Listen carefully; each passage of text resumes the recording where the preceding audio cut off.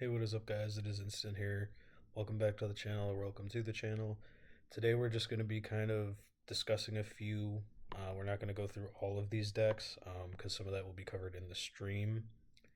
But yeah, so we're just going to go through probably about five, uh, five of my decks. I'm not going to do my top five because I'll probably save that for stream tomorrow because I'm recording this the day before stream. But yeah, so we're just going to go through a few of them. Kind of talk about what I like or dislike about the deck, what kind of drawbacks there are, what kind of positives, things like that. So, um, one deck that I genuinely feel like is fairly strong. It definitely could be stronger. There's definitely cards I'm missing that I would kind of like to throw in here, but that is what it is. But it's my unrevealed deck. And I know this is going to be weird to some people that I don't have Mystique on here because I know that's like a big thing, and I know it's usually a big one is either Brood, Silver Surfer, Ironheart, and then Mystique, Wong, Arnim Zola. That's a big one. Not in that deck, but he's big for these decks. But in that deck, I was just talking about with the Brood or whatever. Uh, One card I would need for that deck would be Sebastian Shaw, which I would love to get, but I haven't gotten lucky with getting him yet. So yeah, but honestly, I mean, this is a fairly self-explanatory deck. I mean, Makari I just like because she's a 3 cost, so she does get that boost from Surfer, and she's basically a free card play as long as she doesn't get discarded. Um, so as long as you don't get like a Sokovia, you can potentially have a Makari out turn 1, which is always nice because that's a free 4 point card. But I mean, Kitty Pride, I kind of switch her out here and there, but I like her for having a 1 cost card that just kind of constantly gets power. So like if it's turn 3 and I only have White Widow, Kitty Pride, Wong, Gwenpool, or something like that, where I only have basically these 2 cards that I can play, then I like to kind of throw her down, get some extra, kind of play out of her. But yeah, I mean, Black Widow's good for this. I'll occasionally throw her on the Wong, just depending on what kind of deck the opponent has.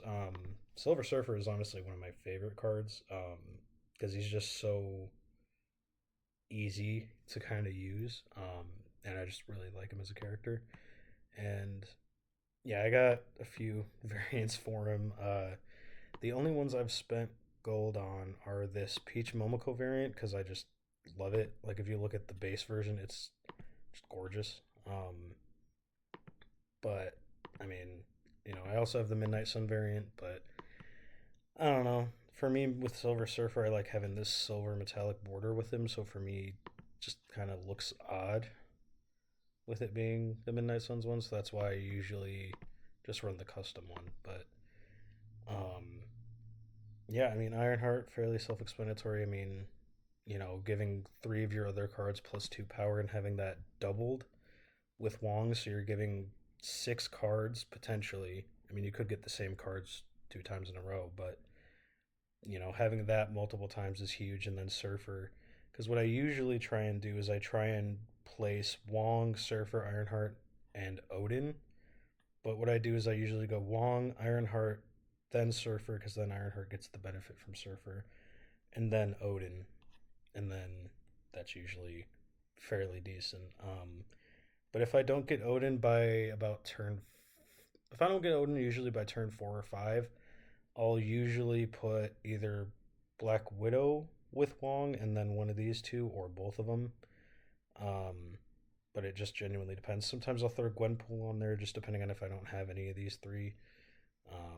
Because White Widow is not really great to double up on because that's kind of helping to disable the effect of the bite. So that's not exactly great. But yeah, there's definitely some other cards you could use in here, like Absorbing Man's really good, White Tiger, like I said, Armzola, Black Panther. There's a lot of strong builds you can do with this, but I just personally don't really, mess with those for the most part. I used to, but I kind of prefer doing other stuff now in terms of that deck. But next up is one of my favorite decks. It's my ongoing deck, and this is as you guys can tell in a lot of my decks, I throw Magic in there because she's just really strong, and having that extra turn is really dope.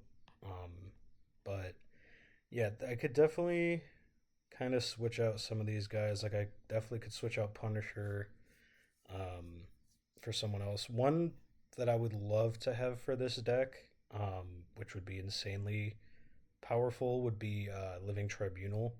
Throwing him, Iron Man, and Onslaught onto one is like insane.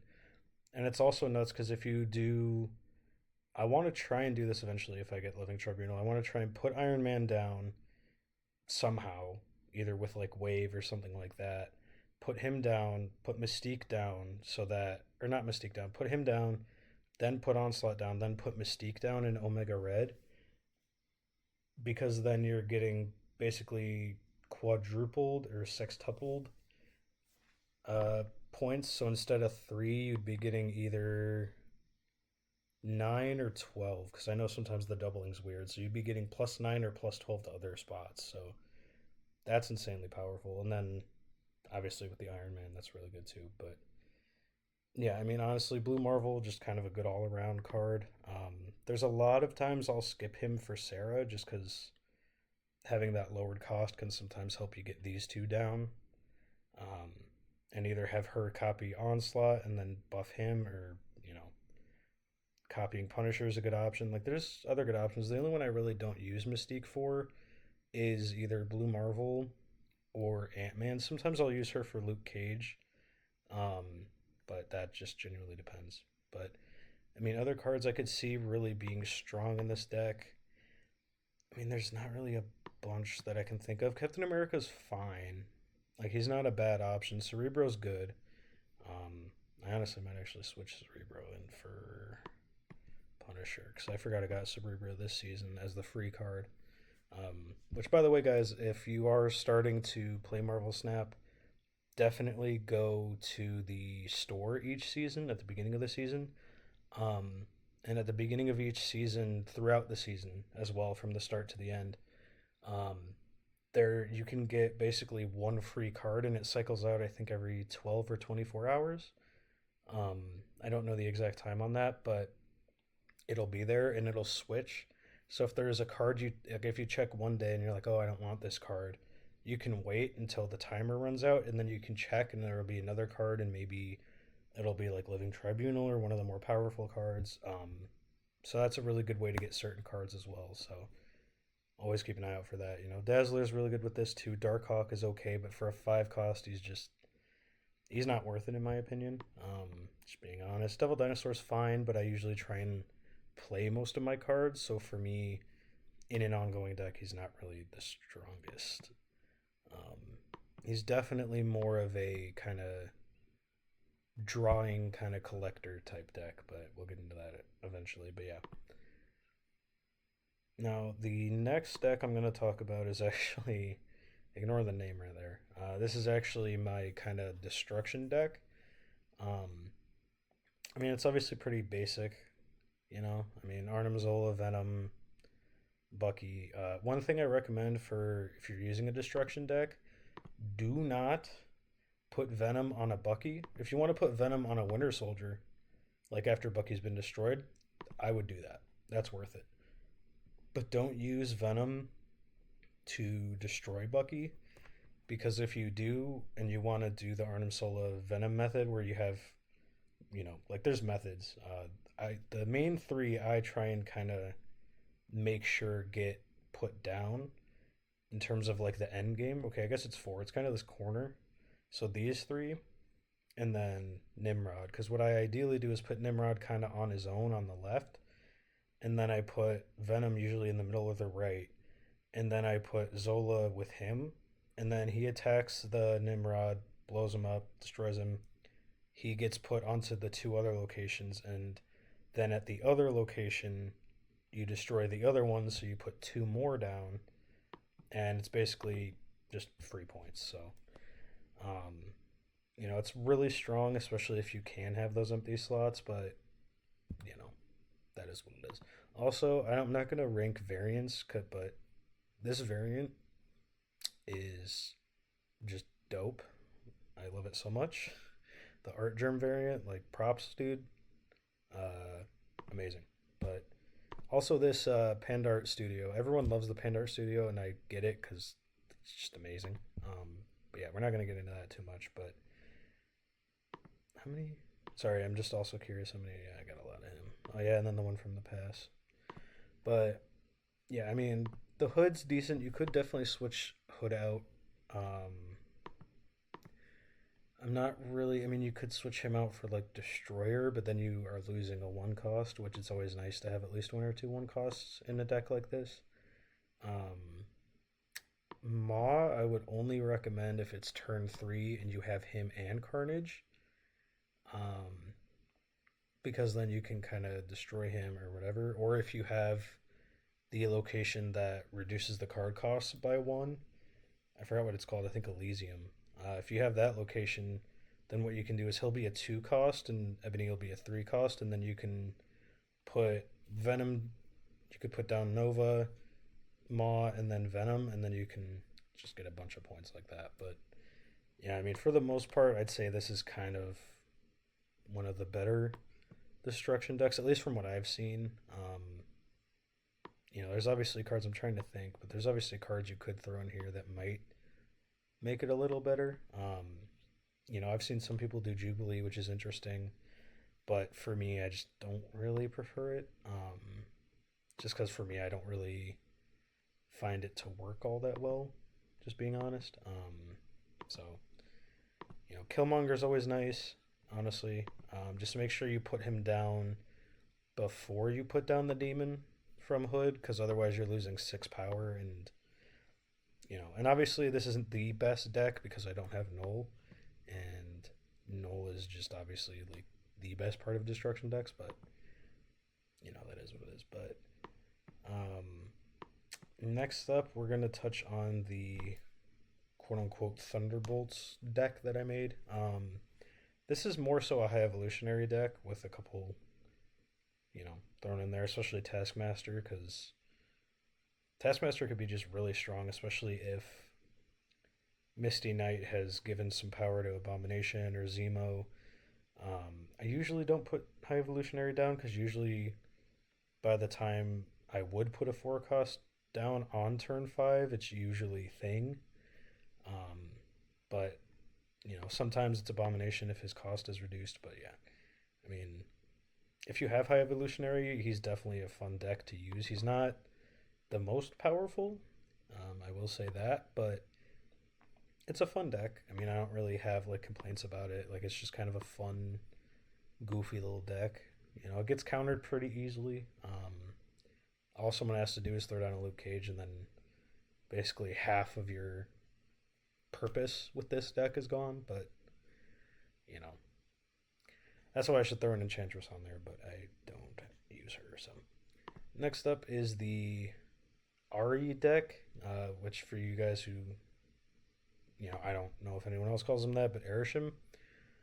Yeah, and I got this border from that ranking league that just happened a few days ago as of recording this. But yeah, so I threw that on him because if you have Erisham, any borders you give him apply to the cards that he generates, because I guess that's just how it works now, which is amazing because I thought that's how it should have been from the start. But yeah, it's a nice deck. I mean, Collector is good to have because with Erisham you could get. I've gotten a lot of like Agent 13s. I've gotten other Mirages, things like that. Or Sentinels, so you want to make sure that you throw Collector in there just to be safe. And same thing with Athena. Athena is just very strong in a deck like this because to put two cards down and get that maximum benefit early, you want to have extra energy.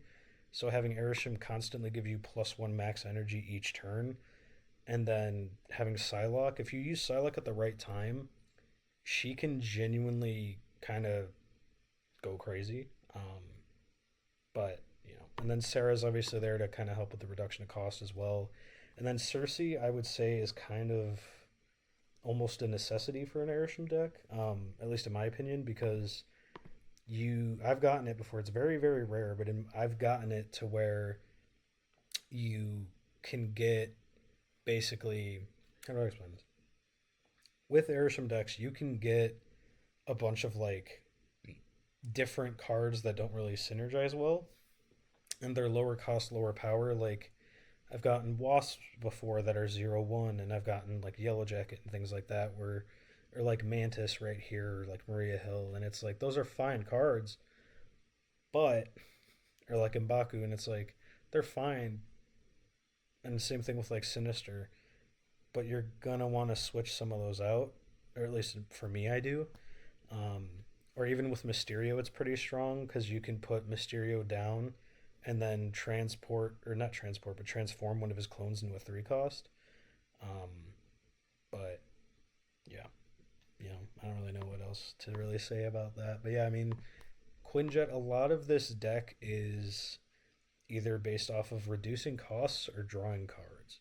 That's kind of the main thing with an Irisham deck that you, at least in my opinion, want to do, because you can't really run a destruction deck as effectively because you might get cards that you want to keep active, like a Quinjet or a Sarah, or certain cards like that, where it's like, yeah, that's beneficial to actually have kind of on the board constantly, at least towards the until the end of the game. Because obviously, at the end of the match, if you want to switch the Quinjet out with like fucking Cersei, then that's one thing. But and yes, I'm doing this live. I'm not editing this. I will edit some content here and there, like going forward, but I'm not gonna be really kind of editing everything. I'll edit certain videos depending on like reviews or things like that, like that I want to do. But yeah, and then the last deck I will kind of talk on isn't really a specific deck, but it's a challenge deck, and I recommend that everyone build a challenge deck and then swap out certain cards as needed for the alliance challenges, because yeah, I've been trying to do that with these, and yeah, you see how that's going. But win with leech, that's actually not that hard. I'm gonna actually get rid of the echo one to grab that because that's actually crazy.